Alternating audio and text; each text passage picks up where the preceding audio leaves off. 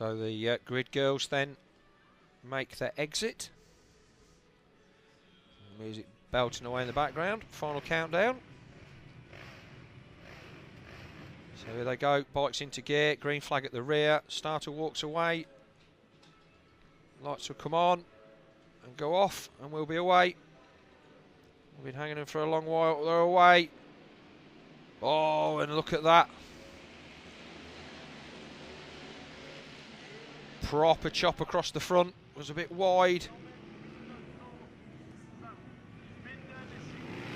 Kush it is that leads. Everybody makes their way safely through the second turn. Sun's starting to drop in the sky now. Getting on in the afternoon here in Belgium. As I said earlier on, we're about 40 minutes south of Brussels. Oh, somebody chucking it down the inside. No, not quite. But it looks like everybody safely through. Packed grandstands. Been busy here all weekend. Quite a few people on site Friday, busy yesterday. And today been absolutely rammed. Beautiful day for it. Organisers put a lot of work in, and I'm pleased to see that so many people have turned out. As I said earlier, the top 4 in the World Championship Supermoto is a massive draw, but it's the top motocross guys that help put bums on seats, and with those guys being contracted to race in Gelsenkirchen at the SMX Cup last night, a lot of those guys unavailable to the organisers this year, but they've still managed to put on a really, really good event, draw a massive crowd. So Christoph Kusch then it is that leads from Cedric Zbinden, and it's Maxime Kleitz in third, number 22. And Jeremy Mickles, 43. Sebastian Bilowski, 112 in fifth.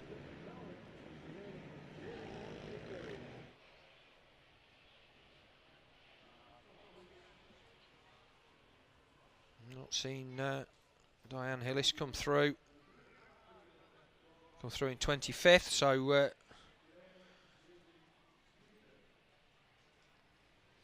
dropped a couple of places on the opening lap.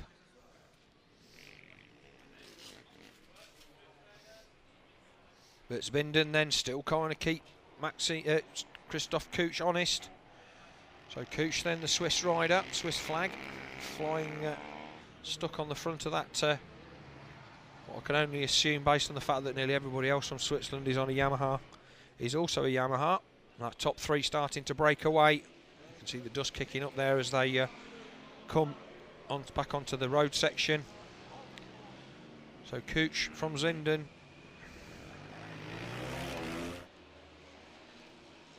Maxime Kleitz then. Bilowski has got up to 4th. We lost somebody on that lap. So still 28 running. Hillis there in 25th.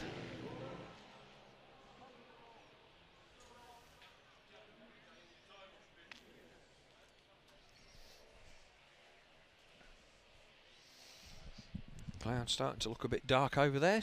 So, looking out the back of the garage, no, still sunny on this side of the fair. Looks like they might have put a little bit more water down in there, or done something.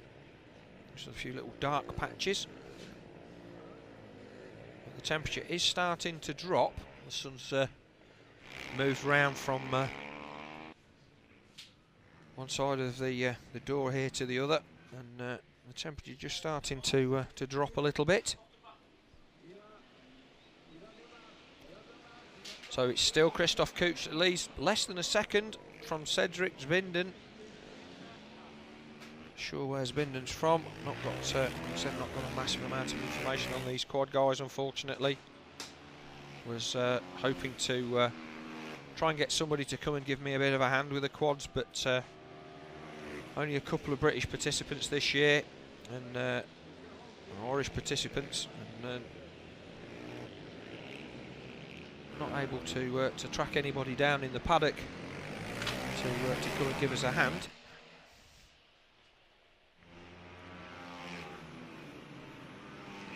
But we can still talk about what we're seeing, which is what it's all about. That's a massive landing there. So Zbinden is properly launching that. That's a really, really long down landing ramp on that jump. I can tell you for a fact I am not clearing that on a solo, and he's flat landing it on a quad. So he's putting some serious load into that chassis to try and keep the number 3 of Christoph Kuch in sight. Maxime Kleit's still there. Only 2.5 seconds between this front 3. 14 minutes to go.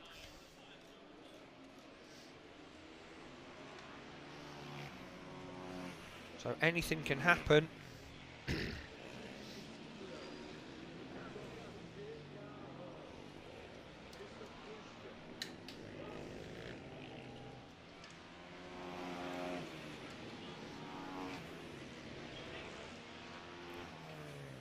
Bilowski still in 4th position, Jeremy Mickles in 5th.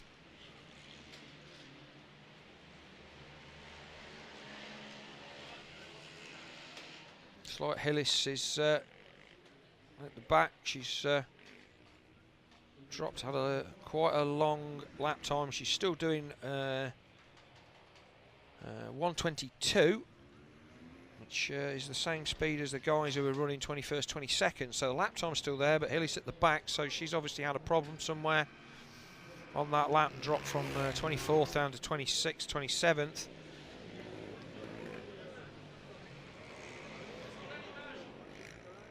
She's 28th, but on the battle for 26th. Across the line, all of them crossed the line within a second of each other, so that's a battle that's going on even at the tail end of the field. As we watch turn 2 then, they're coming up the hill. It's the number 4 of Nicholas Lundbach. He's in 7th position on his Yamaha. So you can see there just a couple of the spectators at the side of the circuit, just starting to shield their eyes from the sun. It's obviously an hour in front here in Belgium, so time is at the moment 5:10. We're running a little bit behind schedule. Yes, because we should be having our champions ceremony.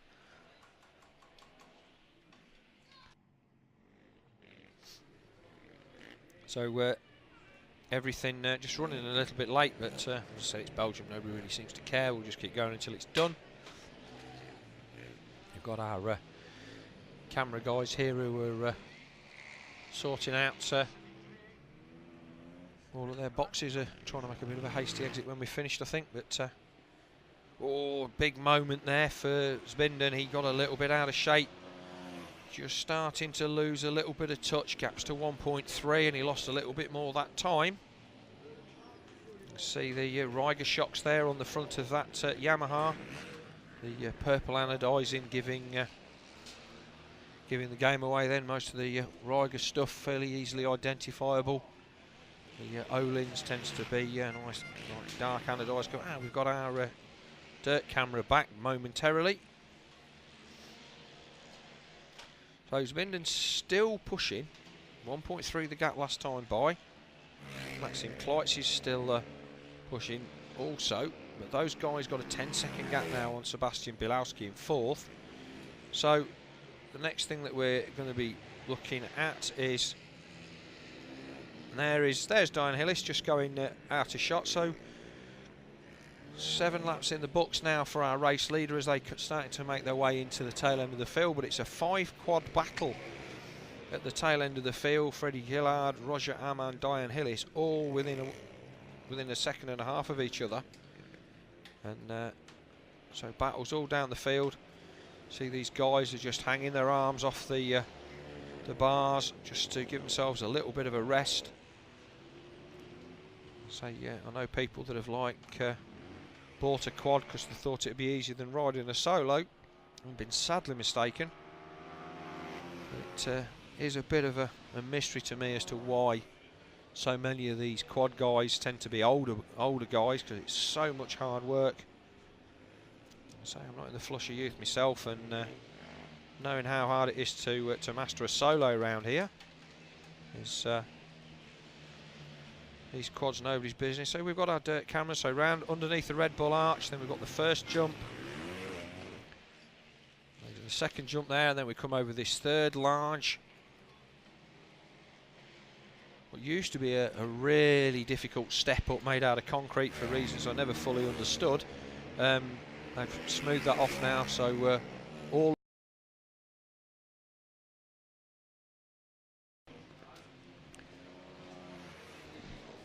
another minute or so before he takes the checkered flag. As I said before, not surprised that he's won. He's at least been pushed.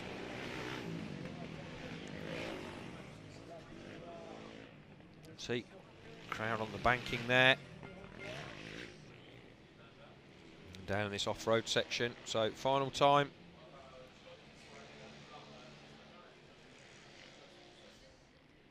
So as soon as this race is finished, we'll get our podium, and then we'll get our lap for our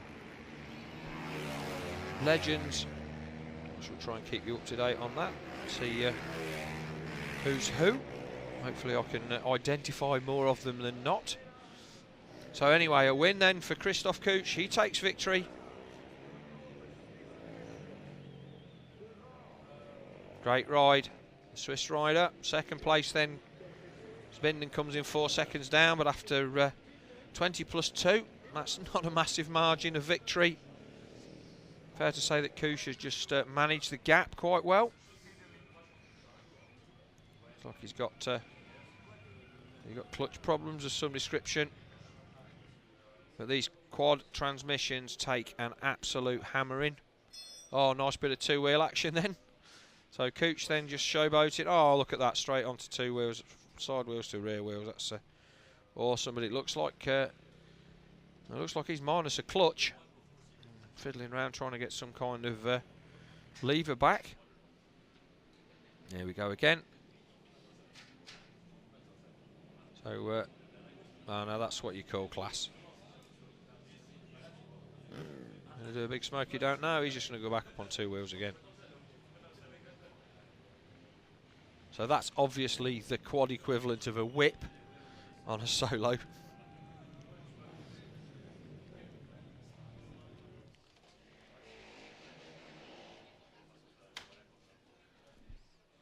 A replay of the start, then Kuch chopping across the front of Cedric Zbinden into turn 1 and was never headed from that point.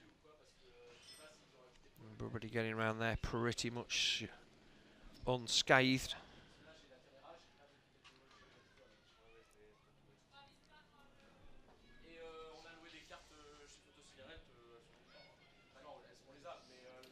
Now that is the end of the quad action for this week, well, this weekend, and I would imagine pretty much the end of the season for these guys. So, say we're running a little bit beyond schedule, 5:30, and we've still got our champions thing. So we're running about 20 minutes behind. So hopefully we'll get everything in and sorted out. I shall have a quick break and get myself in with my information ready for our Superbiker final. Superbiker. Brand there, that's brand of champagne that a double-decker bus in pit lane that's been giving the stuff away over there apparently. I only just found out about it. So this is the top 3 in our quad race. So I think he's Matt Kleitz. So third place in our quad race, Super Quadder. He receives his trophy. Il a failli l'emporter, c'est Cedric Zbinden. Bravo, bravo Cedric.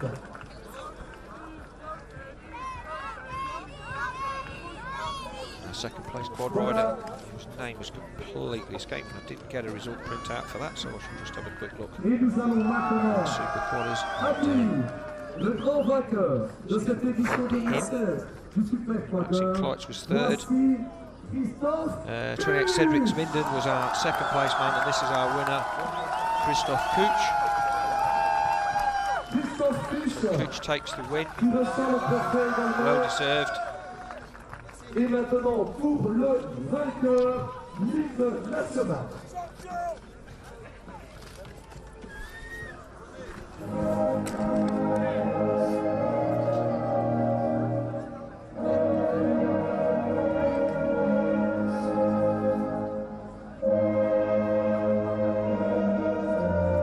The anthem plays for Christophe Kuch.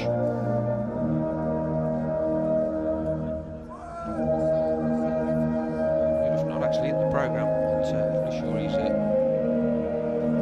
Swiss, so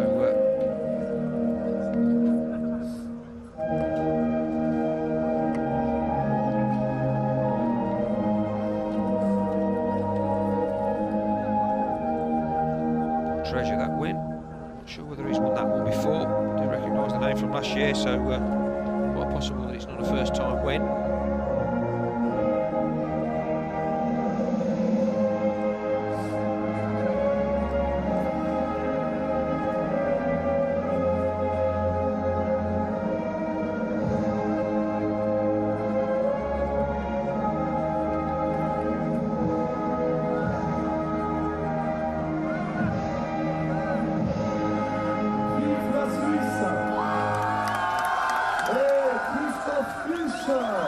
Vainqueur ici, Christophe Kuch, qui reçoit les fleurs de novice, le champagne bien sûr,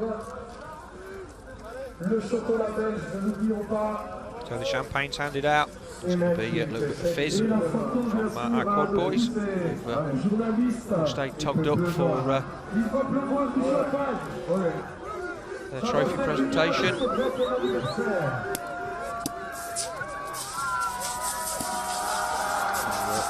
Coyote girls getting a little bit of the spray, but getting away pretty lightly. I've seen much worse.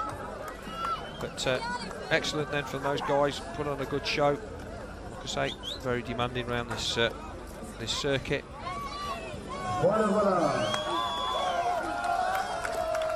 Allez, merci à vous les gars. Unfortunately, our camera showing the pictures at the moment as a sound thing that's attached to it, apparently for some reason. Superbiker, Superbiker.